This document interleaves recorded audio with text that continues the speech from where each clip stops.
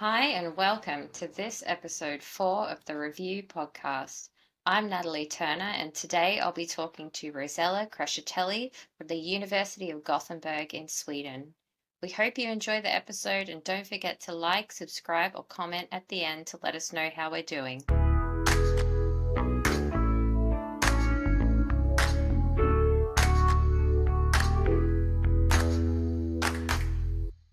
Rossella, thank you, and welcome to the rEView podcast. Thanks.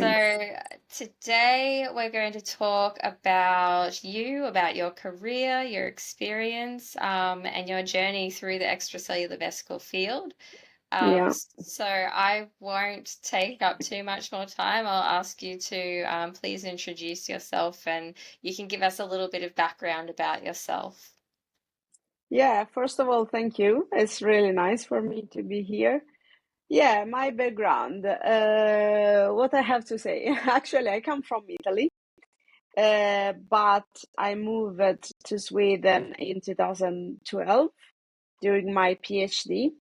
And I have basically, I can say, a background in extracellular vesicles in the sense that I started to work with extracellular vesicles in 2010 when I started my PhD. So my background is in molecular biology since I attended the University in Medical Biotechnology in Naples in Italy. And then I moved in north of Italy to start my PhD. And there, it was not in my plan at all, but there they asked me to study extracellular vesicles in diamond black fan anemia. The lab was focused on diamond black fan anemia, but not at all in extracellular vesicles. So I confess that it has been not such a great moment for 1 year because I moved from my place to another place. I didn't know what to do. People were nice there, but they had no background in extracellular vesicles, so they were not able at all to help me. So after a while, I realized that, it was impossible for me to do something good. Or maybe I was doing something good, but I had no feedback, so I had no idea if it was good or not. And for this reason, as I always say, on 31st of December, I contacted Jan Lotvall. And it has been the perfect moment since in that time he was growing a lot. He was creating ISEV, so he was recruiting a lot of people. But I confess that I knew who Jan Lotvall was, but I didn't know exactly where Gothenburg was, for example. I knew it was there somewhere up to north, but not really where. So I didn't know so much, but when you are in a bad situation, you look around to improve your situation. So I saw this message on Facebook that he posted something like, I'm looking for a PhD student. No, not postdoc, for a postdoc. And I immediately wrote to him like, I'm not a postdoc, I'm just a PhD student. I just started, but I want to be abroad for a while to learn. And I didn't expect at all that he was going to answer me, honestly. Also because in Italy, the professors are basically gods that they never reply you. They are not very friendly. It's changing, but this was the situation at that time. But he immediately replied me in the evening, and he told me, send me the CV. I didn't have anything on the CV. I was just almost like a master student. I did it, and he just told me, okay, you can come. At that time, I said, okay, there is something, now I have to say something to my PI. So I said this, I contacted Jan Lotvall, he wants me there, and of course she was not very happy.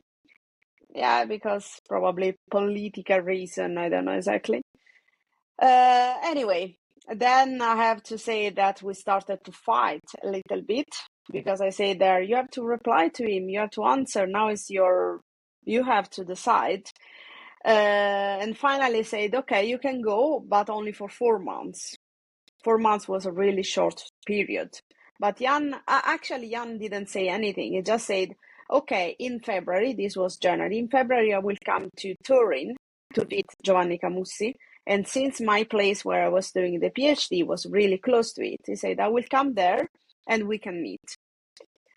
During that time, I was almost giving up to move to Gothenburg because I didn't have such a good feeling from my PI. But suddenly he came, he had the seminar. You know him, is quite, he's a showman, sort of. And still, I was not realizing what was going on. So in the my PI and Jan, we were going to the central station because he had to take the train. And in that short time, I realized that they were talking about the salary to live in Sweden and so on. I said, why that? And then he told me, okay, see you in Gothenburg, but you have to come before the ISEV 2012, the first one who was organizing. I said, but it's February, then it will be in April. I have no abstract, I have nothing. It doesn't matter. And I moved in Gothenburg the day before the ISEV. So I spent 4 months in his group. We started to do something nice that then we ended up with a paper published in JEV that reached more than 1,000 citation now. And he convinced my PI to leave me in Gothenburg longer. So I stayed basically 1 year and a half. I finished the PhD in Gothenburg, and then I came back just to write the thesis and to defend the thesis, and I came back in Gothenburg for postdoc, and now I'm a researcher here. So this is the story. Yeah, I mean, that's a fantastic story as well. And I think it kind of speaks to the importance of having someone who's willing to take a chance on you as much as you're willing to take a chance and go somewhere different and try that, because I mean, you're brave, to be honest. You've reached out by email not knowing. I don't think that brave. I was not happy there. And when you are not happy, my idea is that you have to find a better place. You cannot give up. And this is exactly what I've done.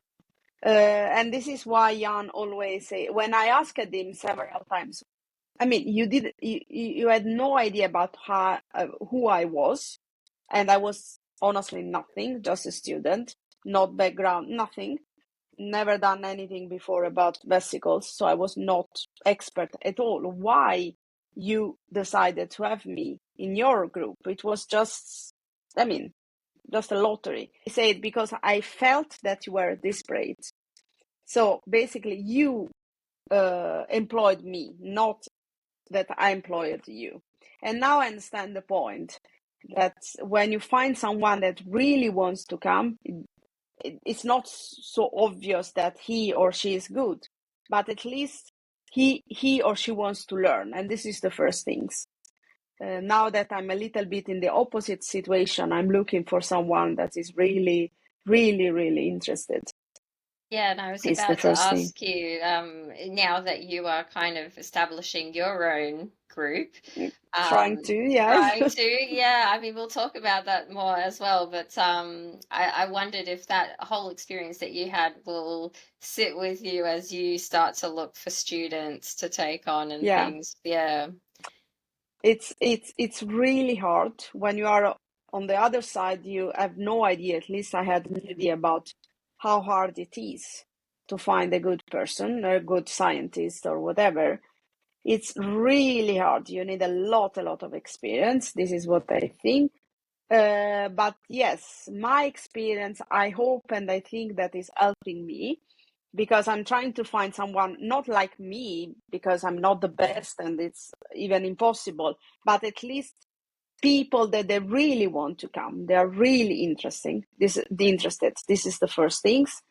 And then I think that thanks to all people that I met here, that I even cannot count them, but probably, I mean, many people came and went back during these 12 years. So I met people from many places.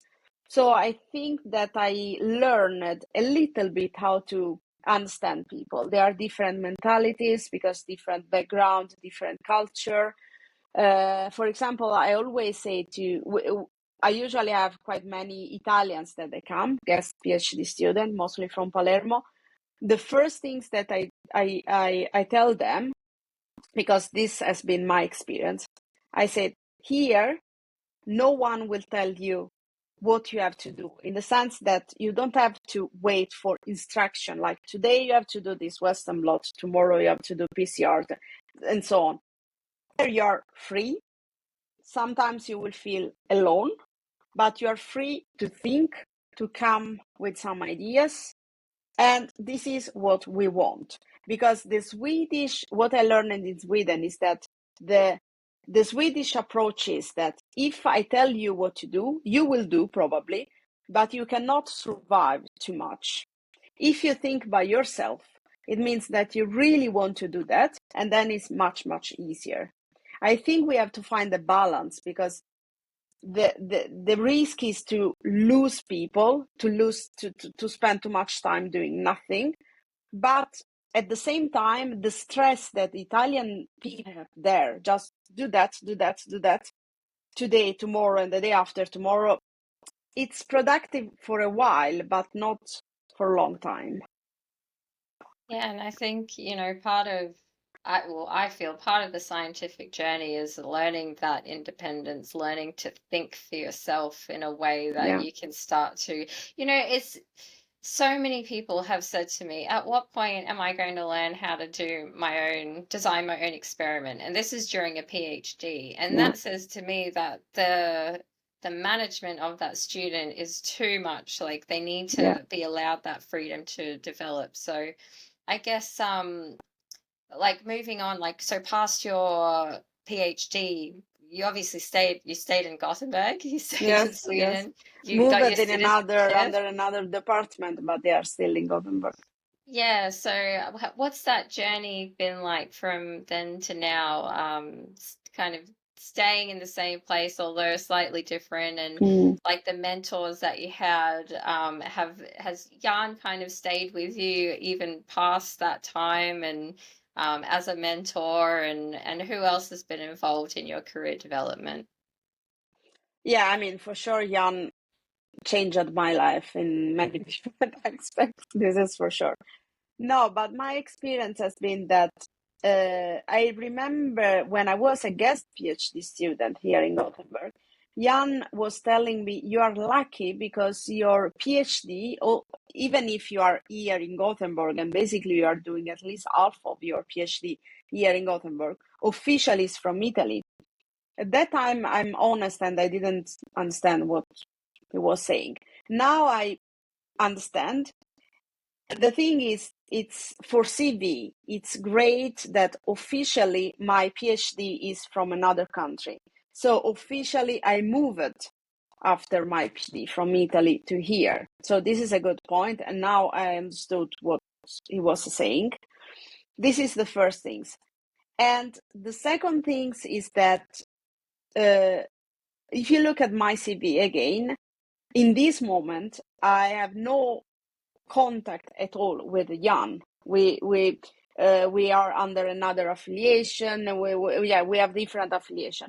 Also, if practically I still have his help, his supervision, but officially I'm under another institution, another lab, or whatever.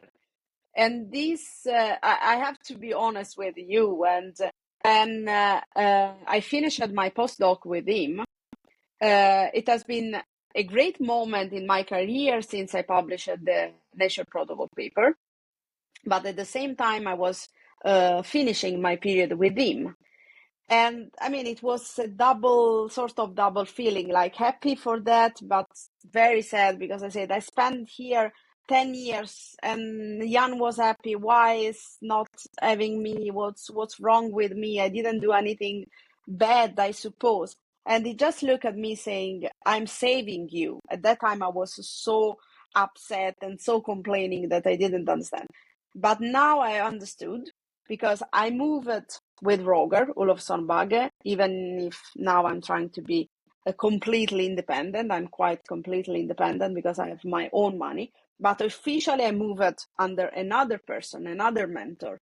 And this made a big difference in my career. So I have to say that without telling me so much, because it doesn't give you so many explanation, but he helped me a lot, I have to say. Yes, so when you moved over to Roger as your Mm, new mentor mm, or boss, like what was that like? Roger seems like he's going to be a very good boss to be with, yeah, like he's quite successful and so how it's did that amazing. change things for you? I mean, you had your successful grant, so why don't you tell us a bit about that as well? Yeah, I mean, when I moved with him, everything changed in my brain. Because physically, I mean, crafting where I was with Jan is a really nice place, but it's so nice that you don't need to move in the sense that all the machines are there, people are nice. So you have no reason to go upstairs at the third floor to have a coffee with other people, because why that? People there are nice, you have all the machines, you live in these 2 floors, because actually there are 2 floors, and that's all. With Roger, I moved physically not so far, just 2 floors up, but my brain opened because I met a lot of people. I met people that they are doing completely other stuff. Now I belong to the cancer center. Here there are 26 groups, and I had chance to talk with basically all of them. And you realize, okay, there is a life outside. That is uncomfortable. I had to go out from my comfort zone, so I felt really bad initially. But then I have to say that has been great. And something happened in my brain. If you were asking me not more than 3 years ago, and you were asking what you want to do, I was convinced that just to be researcher in the sense of research, to be in the lab doing experiment, nothing else. I was not interested about money, grants. I didn't feel good to write, nothing. Then I don't know exactly what happened in my brain, and Jan started to tell me, yeah, but why you don't want to try? And Roger as well, that is really, really supportive. Like, he likes to be surrounded by people that they grow. And this is something special to be a boss, really special. So suddenly I said, okay, it seems that I have to try, because it can be that then I regret. Uh, and I have to say that when I started to apply for something, I was already quite old, because, we have such a next amount of time, like maximum 7 years after PhD, and I was already old. I just reached the limit. Then I said, okay, now or never. Thanks to the help from Jan, Roger, that was really, really supportive in all type of things. Then I got it. I've been lucky as well, I have to say. But working with Roger opened my mind, because he's because he's not a lab person. He's oncologist, surgeon. So he has a completely different overview of the things. Of course, he works at the hospital, so he knows the things there. He knows how we have to move there to get samples, to get access to the samples. So both of them really opened my mind. And now I'm still just saying, because I have been lucky. I've been really happy to got this money, but it's just the first. So now I have to continue and see what will happen. So, how is your research path is kind of evolving? So maybe just give a little history about what you were kind of researching and now where you'll be going to it with your grant. I mean, you are talking about scientific point of view, exactly what I'm doing, or organization point of view. Oh, from scientific. So yeah, like Okay, what was your research focused on prior and now like yeah, where is it headed and where do you kind of see the field going in that area? yeah.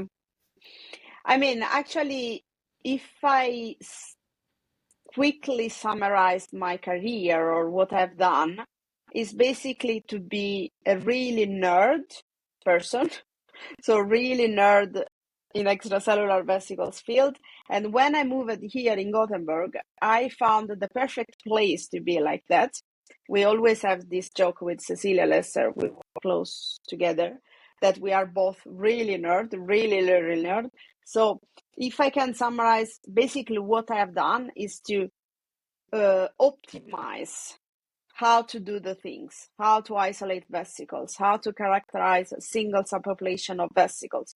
Really nerd stuff, to be honest. So first of all, I optimized the protocol to isolate vesicles from cell lines, and we published it in JEV in 2013. Then I worked a little bit on plasma, but I gave up because plasma is a nightmare. Agreed. And then, yes, in the meantime, I got experience with electron microscopy, because another thing is that I have to see something. Otherwise, I don't believe. I have this problem. So I start to say, yes, I have to look at them. Otherwise, I will never believe that I'm really isolating good vesicles.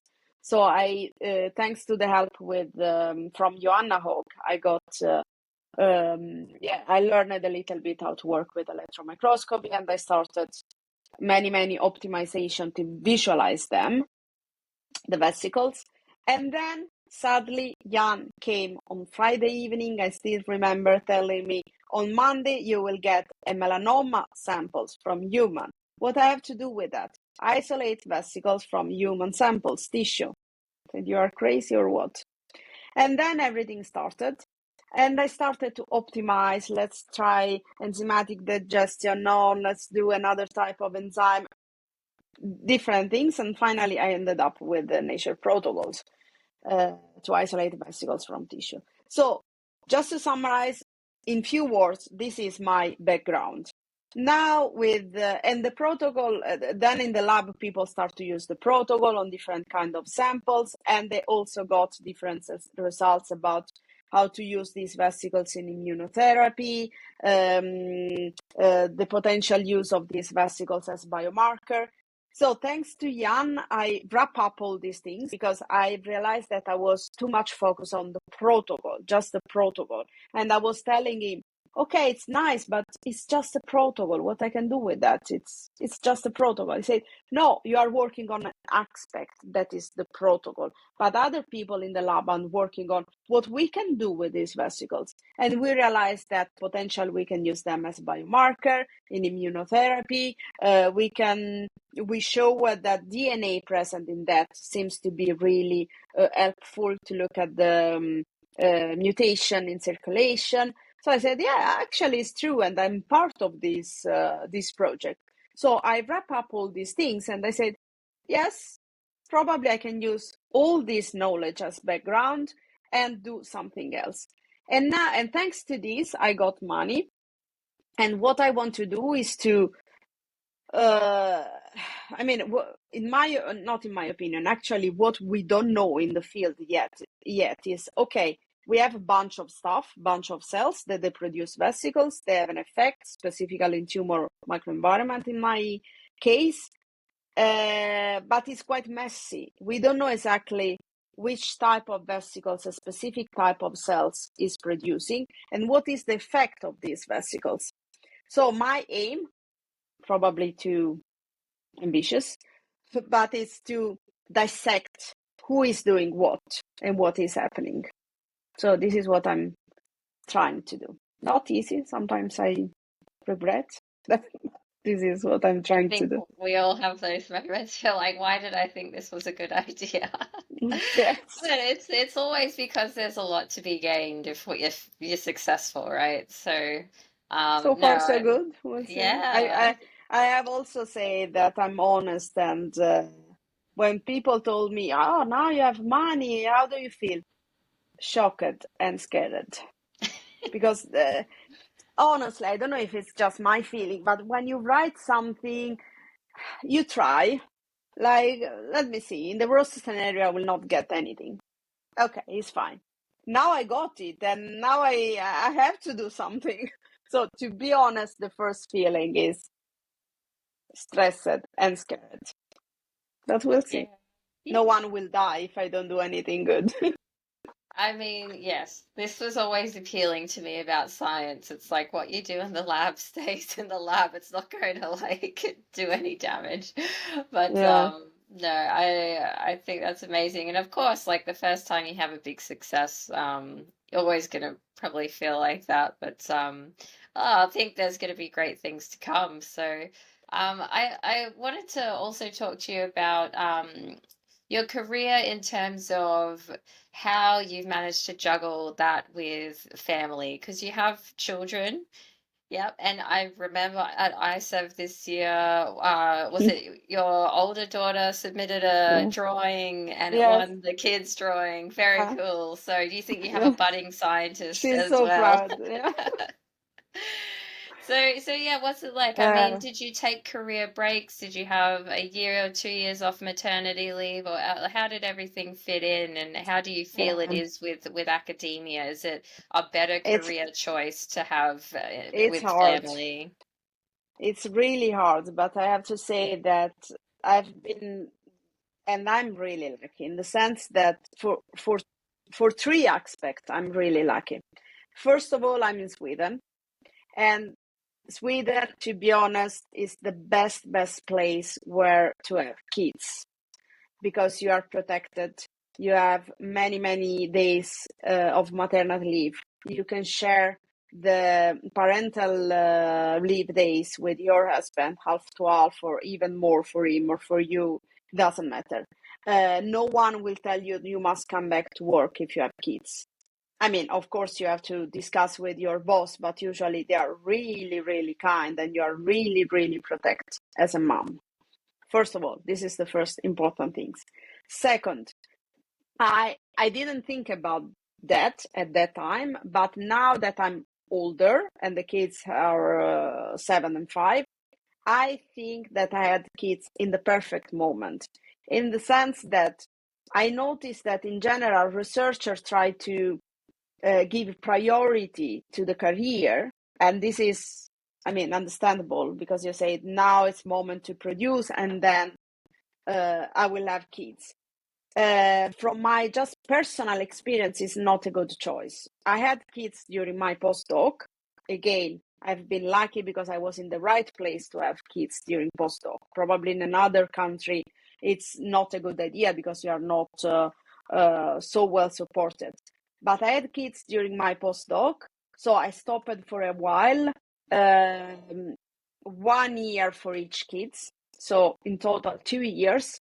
But actually, if I count in details, probably even more because then, I mean, they also have problems, a little bit problems with allergy and stuff like that. So we had to be home quite longer. Anyway, but if I look back, it has been the perfect moment to have them because then during postdoc, basically, I was doing experiments. That is hard. It takes time, but it was almost just one thing. When I started to think about myself in a different way, like to grow, to become associate professor and so on, man, you have to handle thousands of things at the same time. Uh, Reading papers, yeah, also during postdoc, but reading properly, be reviewer for papers, handle with students, write for grants. I mean, in a day, you know better than me how many things we have to do, not just experiment, or you don't have time for experiment. So my suggestion, just from my personal experience, if you want to have kids, do that during postdoc because then you don't have time. And you are younger, that we have to respect our biology, of course. And third things, probably the most important things, someone who is really helping you, in this case, my husband. I have to be honest, and he is the one who is mostly home with them. Cooking, I have to say, but still, because otherwise I will never be able to stay home, to stay at work until 7 o'clock every day. Or it's my choice. I'm not saying that my bosses are telling me you must be there until that time. Never say that. But I have so many things to do and I like what I'm doing that finally it's 7 o'clock and I don't know how it happened. Last time I looked at the watch was 3 o'clock in the afternoon and suddenly it's 7. And of course, you cannot handle kids if you don't have such a strong, for sure. Definitely, So I agree. yeah, Yeah. So your husband, not a scientist himself, no, he as architect working at Gothenburg municipality, so completely different kind of job. He can work from home most of the days. He does his 8 hours, and that's all, and nothing else in the evening. Sometimes he has to work in the evening if he didn't work properly during the day, but it's just an exception, not like researchers for sure. I was going to say, yeah, we do love what we do though, so that's why we do it, I guess.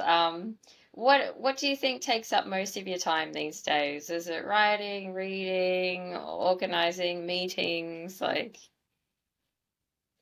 In this moment, yeah, this is another special things because actually, since I'm growing now, I have also learned how to delegate things because so far I've done everything by myself, experiment, so stupid things. But in this moment, for example, I don't know exactly where the samples in the -80 are. Stupid things, but I don't know because another people is working in the lab, or where to find the results in the computer machine or whatever. It's driving me crazy because usually I'm this kind of person that I have everything under control, but I realized that it's impossible. You have to delegate and you have to believe people that they work with you.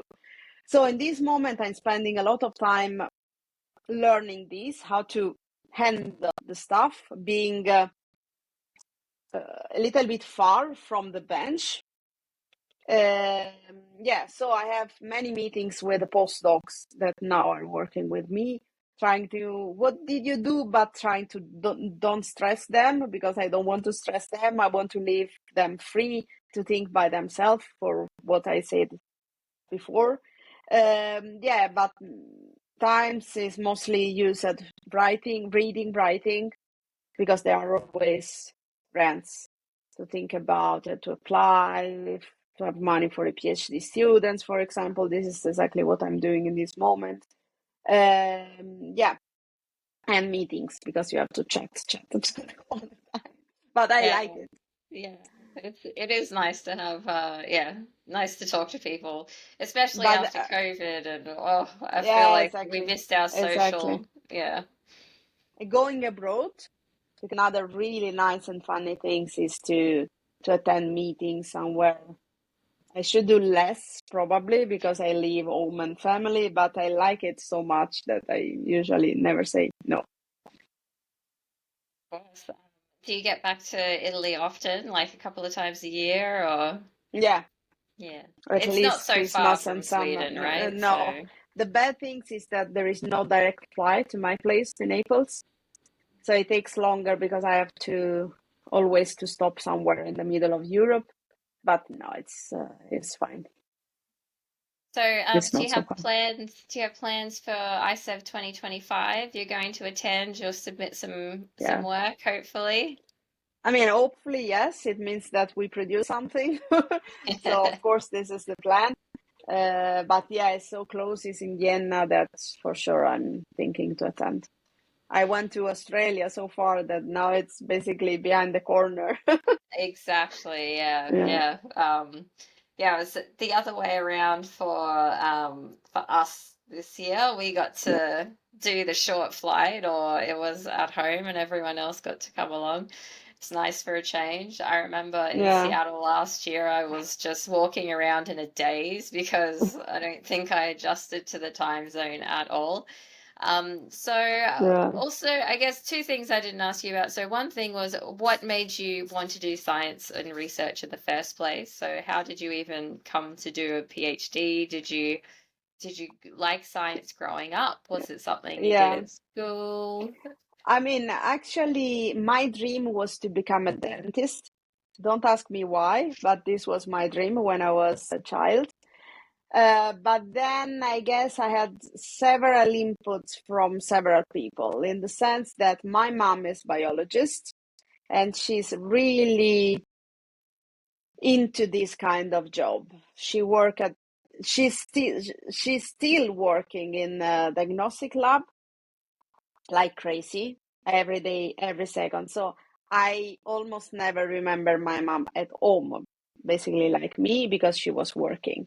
So, of course, when I was a teenager, I was really against this type of job, this reaction, because my mom was not at home. But then I realized that I grew up with this example, with this person, to be honest, not gaining so much money, to be honest, but so involved, and she was she was in love. She's still in love with the job.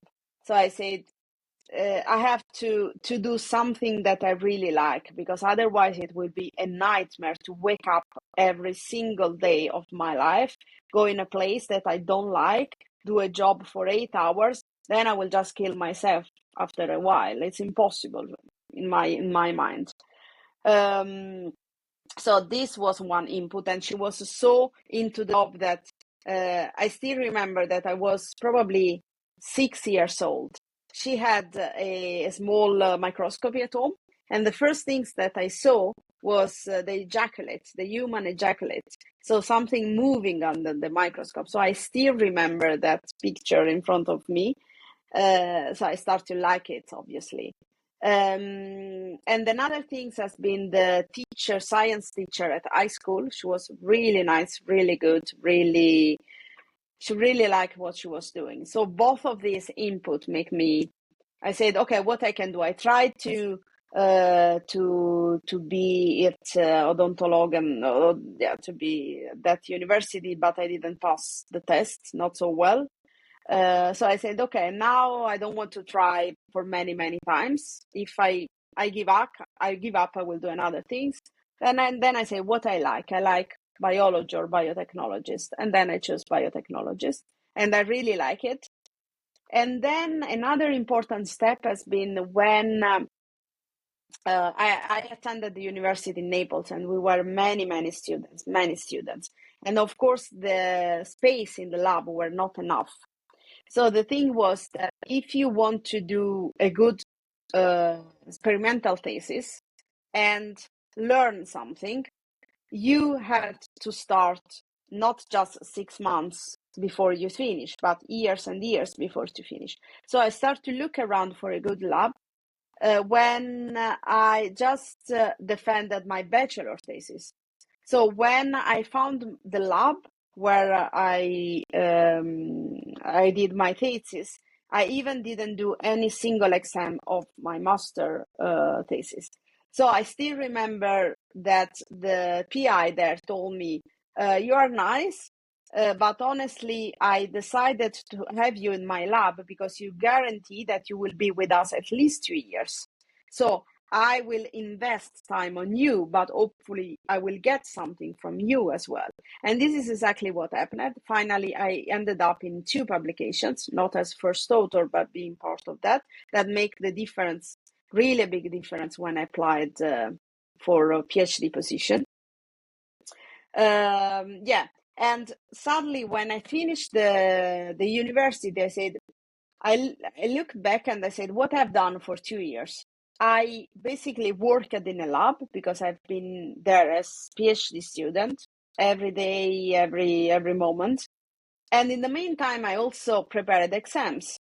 So and I managed everything. It means that probably if I will do the PhD, maybe it will be easier because I have just to do lab and not the exams. And this is why I choose to do a PhD. And then I moved in north of Italy, and then everything happened, and finally ended up in Gothenburg for the stories that I said before. And I love that you, at the beginning of our conversation, you said like you went to a group that had no experience in EVs, and you were the one who was supposed to do it for the first time. So Yeah. really, your journey, obviously, you had this path through science, and EVs kind of found you. You didn't go looking for them. So even though you had that struggle at the beginning, once you joined Jan's lab and you finished your PhD there, things obviously got a lot better. So was it at that point you decided, like, this is the place for me? Did you have a moment where you just started to really fall in love with extracellular vesicles, or like how did how did you come to stay in the field rather than go and do something else?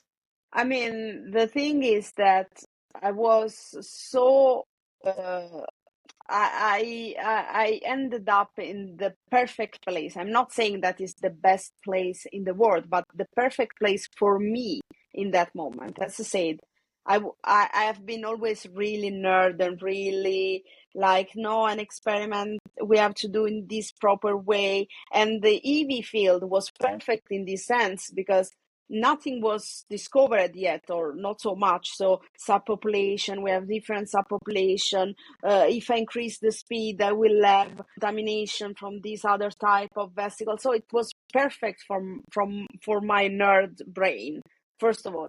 And when I moved in Jan's lab, I found people there like me, that we were speaking the same language. I said, they are crazy like me, or what's wrong here? But when you go in a place and you feel home because you are talking the same language, then it has been a really nice moment because it has been productive.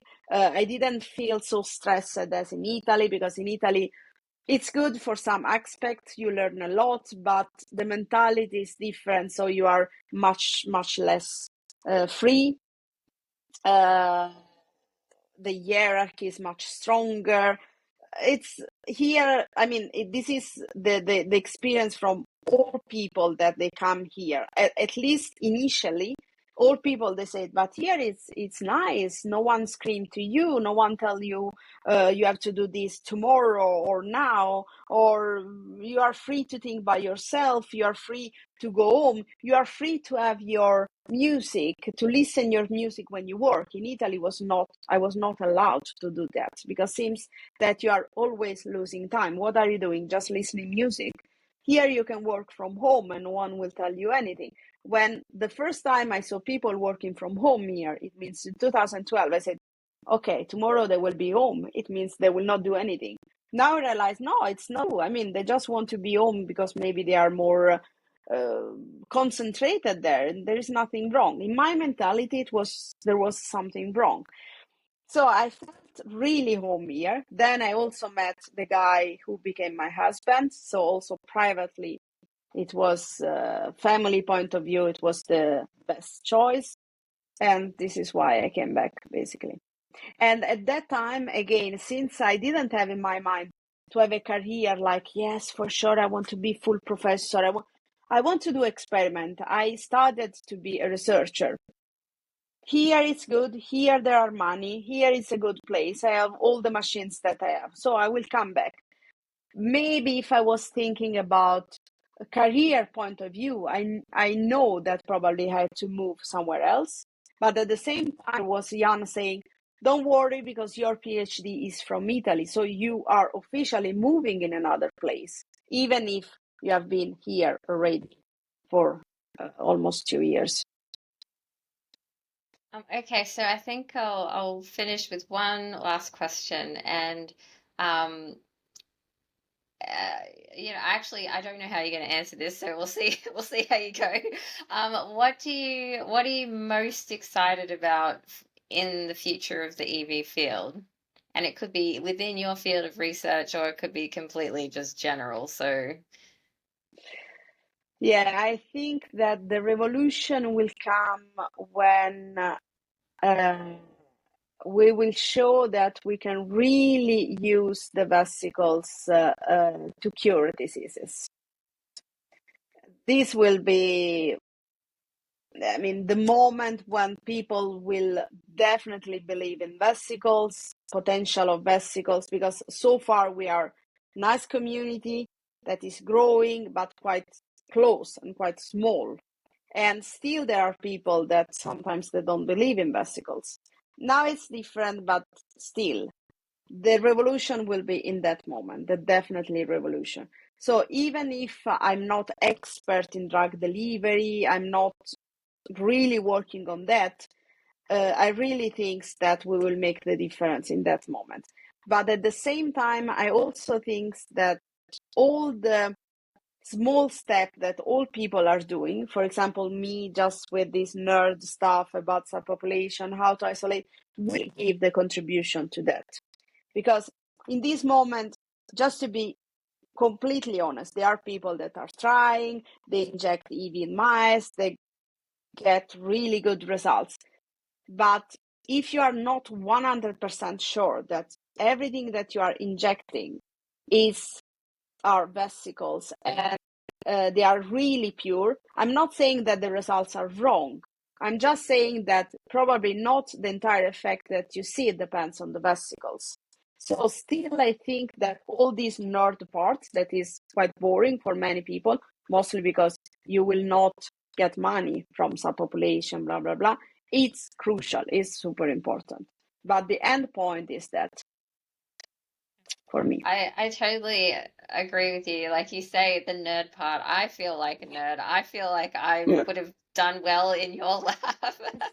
And I was like, is it just me? Am I weird? But no, this is good. We Maybe share there that are just few similarity. people, but I'm Um, happy to don't feel alone. no, not at all. Yeah, I think therapeutics are, they have a lot of promise. We still have a long way to go. And you're right. I mean, if you inject something, if it's not completely pure, is it something else? But are those other things really important for the effects of the EVs to be Yeah, enhanced? And still so much to learn. So yeah, I totally agree. So Rosella, thank you so much. I really thanks. appreciate your time. You've been an Thanks to you. excellent guest, and I think everyone will enjoy listening to this. So we'll say goodbye. Bye bye.